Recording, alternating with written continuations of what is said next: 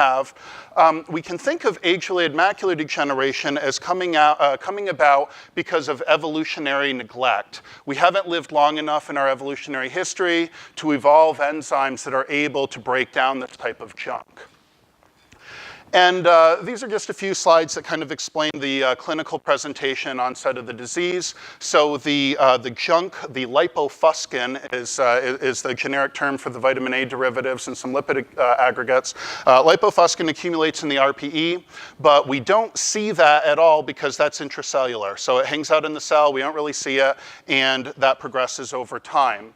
At some point in time, there's a threshold that is reached where there's so much junk in these cells that their lysosomes cannot function properly and turn over junk anymore, and they start to deposit the junk as extracellular drusen.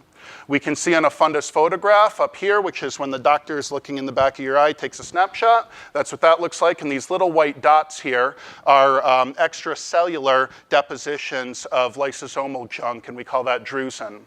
If we take a cross-section of the retina, of the back of the eye, and flip it, that's what we have here for OCT, or optical coherence tomography. We can see a nice little dip here, which is the macular area. And the layers that I'd like to draw your attention to are this kind of bottom thick white layer. Those are the RPE cells. And then this kind of lighter white layer just above it, those are the photoreceptors. Now, what's really important with the early stages of age-related macular degeneration is there's not actual destruction of the photoreceptor layer or the RPE cells. So we have deposition of this extracellular junk, but patients don't really notice they don't have, that they have this disease. There's no symptoms because the photoreceptor layer remains intact. As the disease progresses, there's death of the photoreceptors and the RPE cells, so there's thinning of the layer, which we can see here, as well as disruption of that nice concave morphology of the macula, and that presents by fundus imaging as geographic atrophy in the back of the eye. And collectively, this mild and intermediate form of macular degeneration is termed dry macular degeneration. In the late stages, all of these dying cells can drive complement activation, inflammation. There's hypoxic conditions, and that leads to the recruitment of blood vessels, primarily driven through VEGF pathway, and that can lead to an advanced or neovascular form called wet AMD because there's new blood vessels forming. Blood vessels forming in the back of your eye in an uncontrolled way is a really bad thing. As a general rule, a lot of you guys are going to go into cancer or medicine.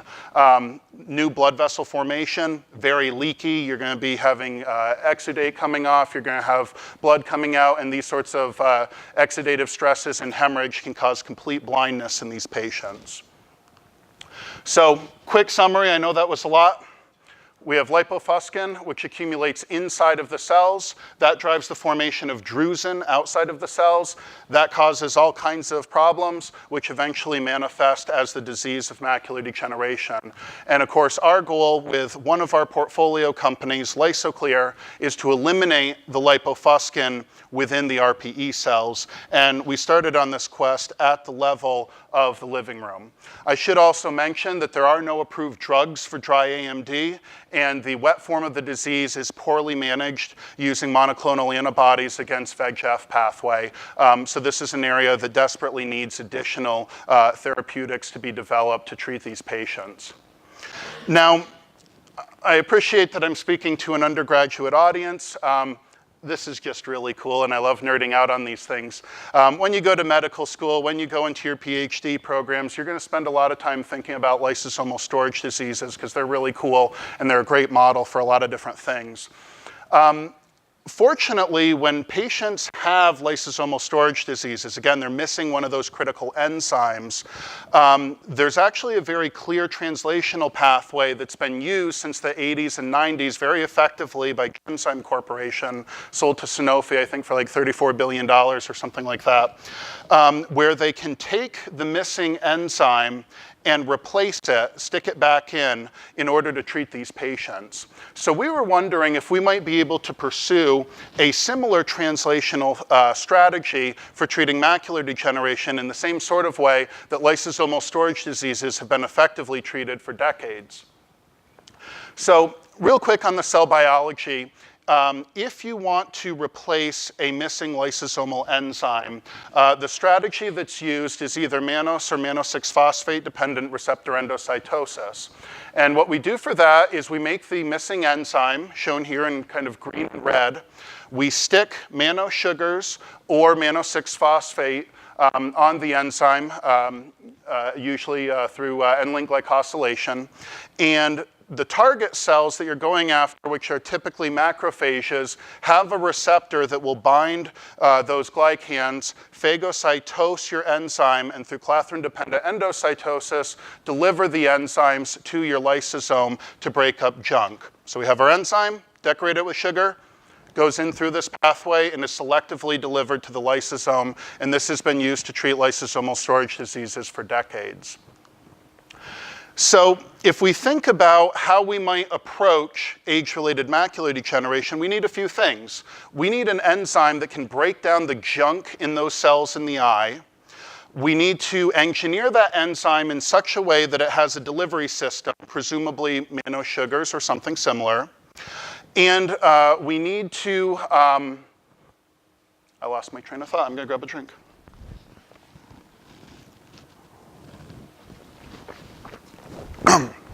Excuse me.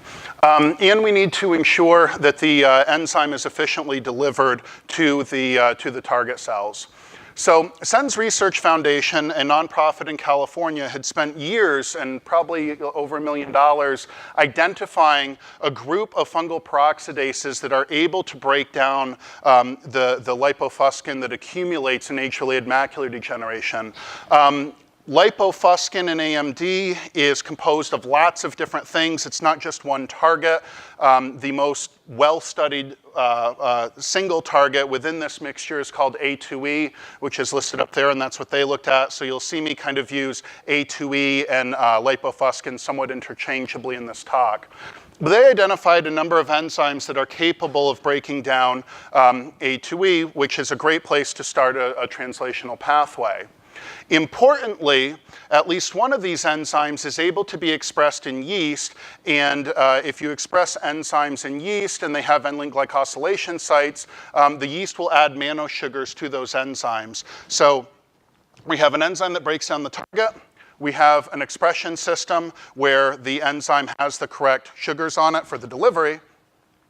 And we know that our target cells, these retinal pigmented epithelial cells, do in fact have mannose receptor, and that's been known since the 90s. And this is also conserved in all species tested. So Foundation, very excited about this, decided to move into a cell-based model to investigate whether they can preload cells with this lipofuscin junk and then degrade it with these enzymes. And after several years of trying to debug this, they eventually concluded that for some reason, the enzyme wouldn't deliver, and they ended up canning the project and moving on.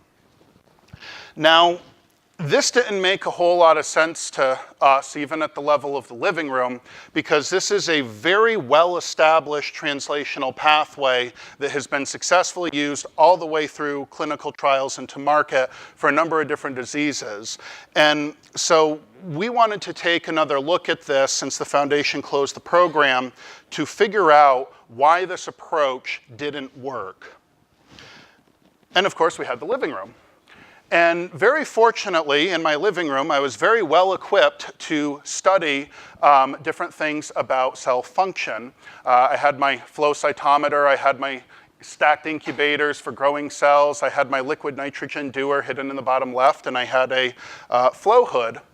And what we ended up doing is I convinced a very benevolent sales rep to give me some sample antibody against mannose receptor, and I grew the RPE19 cells. This is the cell line the foundation had tried to do their cell-based screening in.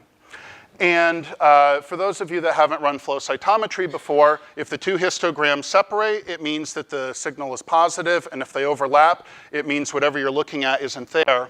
And this is the histogram for these ARP19 cells, this RPE cell line, and they're very clearly negative for mannose receptor. So if the receptor is not on the cells, obviously the enzyme's not going to get in through that pathway. But hold on a second. I showed you a few slides back that the cells do in fact have the receptor, so what's going on there? Turns out that primary cells in the body, primary RPE, express mannose receptor readily. The second you take them outside of the body, that receptor expression goes away. We actually took these cells and grew them for several passages, and we saw a passage-dependent decrease in receptor expression. So obviously, if the cell line you're working with doesn't have the receptor, your delivery system's going to fail and your enzyme's not going to do a whole heck of a lot. Now, the significance of this finding was that when we were in the living room, we figured this out, and we've been able to raise over $2 million based on this discovery.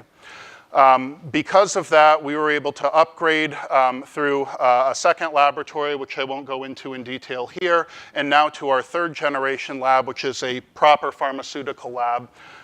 This is one of our chemists, Dr. Moyer, some other people working on biochem, and of course, with a proper commercial facility, we also have a proper vivarium now, so no more living roomness going on. Our current vivarium has a capacity of about 2,000 mice. So I kind of go through this, this process with you guys because I think it's really important for those of you, whether you're going into medicine, whether you're going to go work somewhere, or whether you're going to go into a graduate program. The world is very different than it was when your professors went through and even when I went through. There's a lot of capital out there that's looking for smart people with good ideas to solve difficult problems.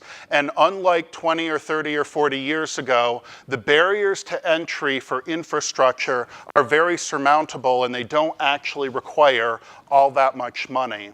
So one avenue that we're seeing a lot of students pursue, particularly grad students that are turning away from postdocs with an eye towards industry, is this idea that maybe I could set up my own laboratory, maybe I could pursue a for-profit company, and if you have a significant problem that you're actually able to solve with your research, there are investors looking for someone like you to solve that problem, and it's just a matter of connecting with the correct people.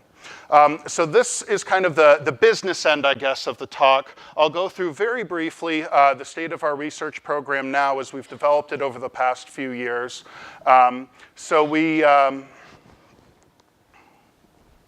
unable to connect to box, okay.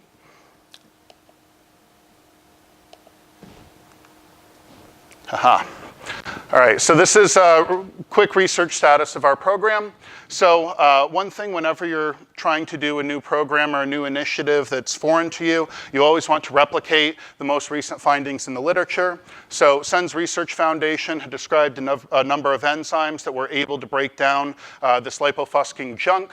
So we repeated those experiments with the top performing enzymes, lactase, versatile peroxidase, and manganese peroxidase, to determine IC50s. So what we did is we synthesized A2E and we incubated with enzyme at different concentrations to determine how efficient the enzymes were at breaking down A2E.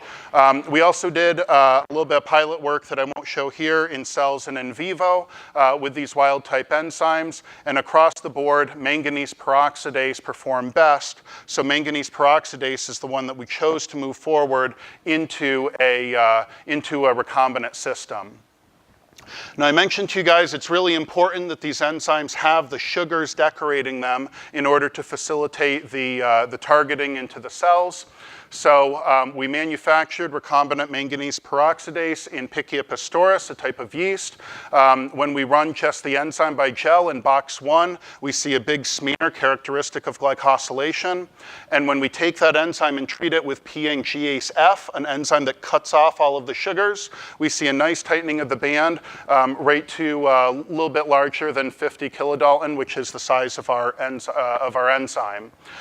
We did send the enzyme out for glycoprofiling and identified that there's about 26 mannose residues per enzyme. So we have made an enzyme, and the enzyme is in fact monosylated, which again we need for the targeting. Now, I had mentioned a little bit earlier that lipofuscin was composed of all kinds of different things, mostly vitamin A derivatives. So it was also important to show that we're not able to break down just one of those components, but many of them. So we scoured the literature, and our chemists synthesized every single lipofuscin component, every one of these vitamin A derivatives that we could find, and we incubated those with different concentrations of enzyme, shown on the right, to determine EC50s for each of those different components. Across the board, our enzyme, manganese peroxidase, was able to break down everything we threw at it. There was no lipofuscin component that we synthesized that wasn't able to break down, and that's probably not surprising because the different vitamin A species are all chemically related. The species that was most resistant to degradation, so hardest to break down, was A2E. So that's the one that we chose to use as a readout for all of our cell-based studies and in vivo work. The idea being that if A2E was able to be broken down, and we did that as a readout, the breakdown of all the other products would be better than whatever that is. So we were hedging towards a pessimistic readout. Now, I had mentioned that the most commonly used cell line to study macular degeneration, ARP19, doesn't actually have mannose receptor. So what we had to do is we had to split the cell efficacy studies and the cell uptake studies into two different models and two different studies. So for this one, what we did is we grew ARP19. We loaded them up with A2E, so it would go to their lysosomes. And then we added enzyme to see if we could eliminate the A2E and rescue cell viability. We used a lipid reagent called Bioporter to force it into the cells, so an artificial delivery system. Excuse me. And we see that the enzyme itself in the right column and the untreated have similar viability. When we load the cells up with a lot of A2E, it's cytotoxic. And so in the second column, we can see a significant drop in viability. And we rescue some of that by treating with our recombinant manganese peroxidase. So it seems if we can get the enzyme to the lysosome to clear out the junk, it's able to rescue some cell viability, which is consistent with our understanding of the disease.